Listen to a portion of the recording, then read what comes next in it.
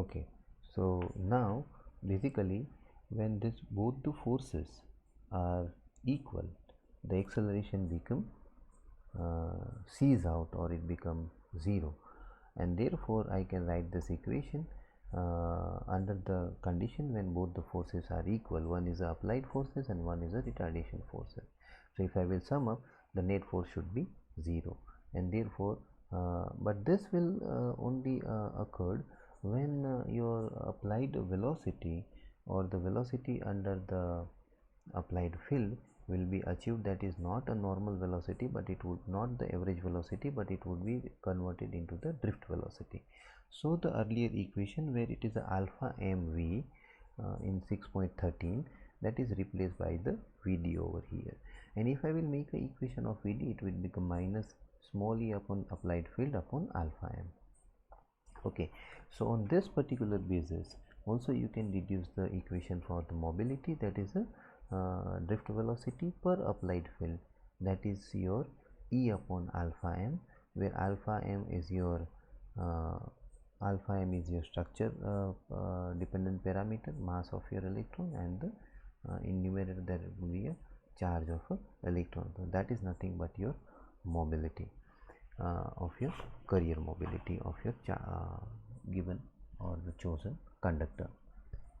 So now suppose we wish to find it out what is basically the alpha and how exactly, because alpha we don't know what exactly it works and how it is. So now our aim is to find it out the value of alpha. So again go back to the equation 6.13, that is a force, that is m into rate of change of velocity, so m in dv by dt, that I can equate with the minus alpha mv. That means I am using the condition that the applied field is now switch off, so the E become 0, and therefore your previous equation become the revised equation. That's why. So this is only the retardation will be present, because I want to know the value of alpha.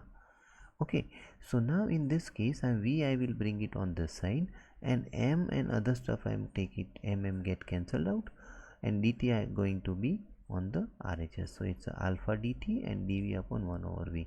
If I will find it out the value of alpha, then I need to do the integration of either side, and therefore I am getting the log of v minus alpha t plus a certain constant. Now the same equation, the log, I have started with the log of v is equal to minus alpha t. So at the instant of a t0, that means at the instant of when I am switching off the electric field, at that time v is equal to vd. But at later on the drift velocity will be also going to be randomized, and it become the thermal motion. Okay, so that time is referred as a relaxation time, and the c is equivalent of a, just we are taking for sake of better of writing, that is a log of vd. So this c is a constant, is nothing but basically a log of vd, because v is equal to vd. So if I will put it in integration is equal to t is equal to 0 and v is equal to vd, then ultimately I am getting the c is equal to log of vd. So if I will put it this set of relation in the above equation, then I can having a log of v log of v. So this particular at t is equal to 0, this becomes 0, and c is equal to log of vd, but at a t is equal to 0, v is equal to always drift velocity, so my constant c is equal to basically a log of vd. So I am substituting this value again over here, so my revised equation would be log of v is equal to minus alpha t plus log of vd, and therefore I am taking better mathematical expansion and the solution, then I can having a v is equal to vd of exponential of minus alpha t. Now as my aim is to find it out the value of alpha, what I am doing here, basically v upon v, I am dividing by the e factor, so basically I am dividing v by e factor, and when am saying it's a V by E factor, so that is nothing but your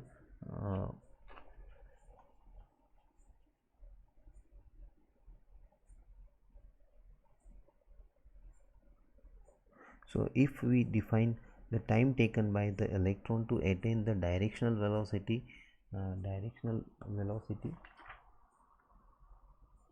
which is 1 upon e time of the drift velocity as a relaxation time, then we can write it out the symbol as a tau.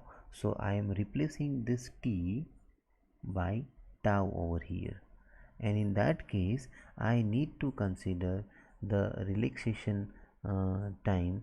I can consider only that if my electron is attaining the directional velocity which is 1 over e time of the drift velocity. So vd by e time, so v is your e time of your velocity, that is your vd. So basically I am dividing the v by so ve factor is equal to basically vd, so I am dividing and multiplying with the e factor over here, and I can able to achieve the relation like this. So basically when I will solve this relation, VD will get cancelled, and you apply the ln function on either side. So ln of 1 over e, that is equal to -1, and you can directly equate with the ln of e of something power, so you can compare directly power with this relation. So -1 is equal to minus alpha tau, and therefore minus minus cancel, and alpha is equal to 1 over tau. So that is what you are getting. So ultimate my aim is to have what is the value of alpha in this particular relation. That is what I want to substitute. So now I am substituting the same one over here. So alpha is equal to minus tau, 1 over tau. So the alpha was in denominator, so capital E into small e, and alpha is replaced by -1 over tau, so it is goes in the numerator.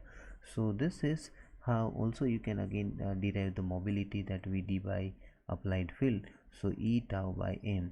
So earlier also we have proved this is the alternative method through which you can able to find it out, and similarly the current density is also given by the drift velocity, number of charge carrier. Negative sign shows the opposite direction of the applied field, and Vd is basically a small e applied field relaxation time divided by the m, and therefore Vd will be replaced with the same one. Okay, one more calculation you can check it up where the classical theory is drawback. So I'm sorry, I forget to put the title over here. This is a drawback of your classical theory. One of that is a specific heat, and if you do the specific heat, that is a change of a heat with per unit temperature. So that is your specific heat. You might be remember there is a two type of a specific heat. One is a CV and another is a CP. This is we are considering as a constant volume, as we have chosen the case with the constant volumetric case. So we are underlining the volumetric specific heat, not the CP. Okay, and this is for the free electron gas, so it is written CV of EL, and that is rate of change of energy. So what is the rate of what is my total energy of my system? So you, for the sake of that, if you don't know what is Na, then fine, then for a one atom you having a 3 by 2 kT, that is the energy associated to that, that is a kinetic thermal energy. So I mean thermal energy, because 3 by 2 kT, you can understand for any solid state atom, you having a three-dimensional property, that is a 1/2 kT in a one axis, one direction, the 1/2 another kT in a y direction, and 1/2 kT in the z direction. So it is ultimately it's a 3 by 2 kT, that many, because of that particular molecule can oscillate in all the three directions, and therefore it's a 3 by 2 kT. And if I will take it's a 1 kilomole, so I should multiply with the Avogadro number. So my total energy associated to my system, that would be the 3 by 2 Na kT. If I will take the derivative with temperature, then it would be a 3 by 2 Kna, and Kna is nothing but K into Na, or Avogadro number into Boltzmann constant, that is a Rydberg constant. But the very unusual part over here in the classical theory of electron gas is observe that it is basically a constant, that is 1.5 is a constant, and Ru that is a Rydberg gas constant is also constant, and therefore my total specific heat become constant. So this is something a drawback. The specific heat cannot be constant, it should be vary, or it is a function of a temperature, and the receptivity of water to grab the temperature at a room, that would be different, and receptivity of a temperature at its boiling point, that would be different. So this is not a digestible, so it's a drawback of this one. Second drawback, you can say that it's a computation of a mean free path, and let us say for the resistivity, you have the relation is m upon ne square upon tau, or for a conductivity it's the inverse of that, that is ne square tau upon m, that you have calculated during the calculation of the current density, maybe in the third or fourth slide. So let us calculate the mean free path for a copper. Then we are finding out some around it is 2.85 nanometer. So when you substitute the value of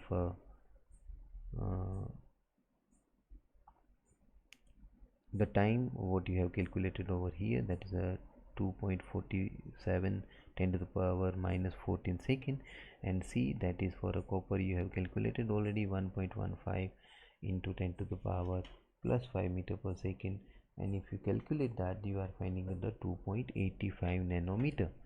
Now in case of this, the experimental value of lambda is about 10 times above the value. That means classical theory could not explain the large variation of a lambda. So this is the another drawback of this one. So my dear friend, this is the syllabus of the CIA 1 for this one. That is a chapter number 6, topic 1, 2, 3. We will be considering.